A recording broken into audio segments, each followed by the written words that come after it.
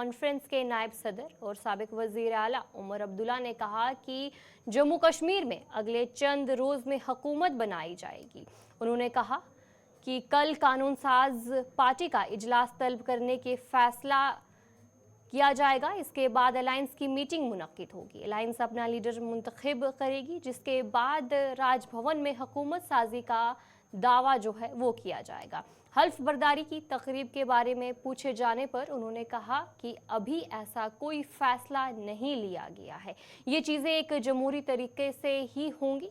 उमर अब्दुल्ला ने कहा कि जम्मू कश्मीर की रियासती हैसियत बहाल होनी चाहिए, क्योंकि 2019 से पहले ये एक रियासत थी और वज़ीर आज़म समेत दीगर आला वज़रा ने भी रियासत हैसियत की बहाली का वादा किया था।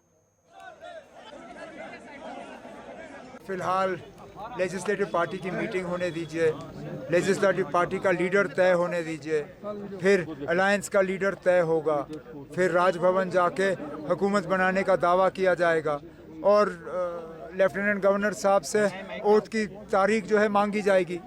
उसके बाद जो है हुकूमत बनने दीजिए। हुकूमत की क्या प्रायोरिटीज़ होंगी वो आप हुकूमत से पूछिए ना, उनको बनने तो दीजिए। अब लोगों ने बहुत उम्मीदें जताई हैं और उम्मीदों के नतीजे में ही इतनी सीटें आई कोalition को। अब हमारी जिम्मेदारी बनती है कि हम लोगों की उम्मीदों के बराबर उतर आएँ, जो हमारी कोशिश रहेगी। अब कैसे होगा, हुकूमत बनने दीजिए, फिर हुकूमत को जो है कैबिनेट के ज़रिए एक रेजोल्यूशन पास करना चाहिए और फिर वो रेजोल्यूशन लेके दिल्ली जाके प्रधानमंत्री, गृह मंत्री, बाकी जो ऑनरेबल मिनिस्टर्स हैं उनसे मुलाकात करके जम्मू कश्मीर के लिए स्टेटहुड की बात करनी चाहिए। मैंने उसका प्राइम मिनिस्टर साहब का शुक्रिया किया। उन्होंने मुबारकबादी का पैगाम नेशनल कॉन्फ्रेंस को दिया और नेशनल कॉन्फ्रेंस के नायब सदर के हैसियत से मैंने वज़ीर आज़म साहब का शुक्रिया किया और ये उम्मीद जताई कि मिल के एक कोऑपरेटिव और एक कंड्यूसिव एटमॉस्फेयर में हम जम्मू कश्मीर के लोगों की खिदमत करेंगे। ना अब हुकूमत बनने दीजिए, ना अब व्यवहार जम्मू के साथ बिल्कुल ठीक होगा। हम वो लोग नहीं हैं ना अब जो इन लोगों से बदला लेते हैं क्योंकि उन्होंने हमें वोट नहीं दिया।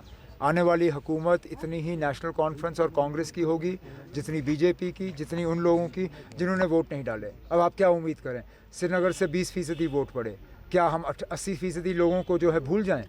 उन्होंने वोट में हिस्सा नहीं लिया, लेकिन उनका भी हक बनता है कि हुकूमत के फैसले जो हैं उनसे उनको फ़ायदा मिले। इसी तरह जम्मू के लोग, बेशक उन्होंने बीजेपी को वोट दिए, लेकिन उनका हक बनता है कि हुकूमत जो है उनके लिए काम करे और आने वाली हुकूमत उनके लिए काम करेगी। हम कम से कम जंग ढूंढने के लिए नहीं उतरेंगे। हमारी कोशिश नहीं होगी कि यहाँ जंग होनी चाहिए। हम तो चाहेंगे कि एक पुरअमन माहौल में यहाँ मिल के हम लोगों की खिदमत करें जब तक हमें रियासत का दर्जा नहीं मिलता, और हम उम्मीद करते हैं कि जल्द से जल्द रियासत का दर्जा जो है हमें हासिल होगा। 370 पे अभी क्या स्टैंड है?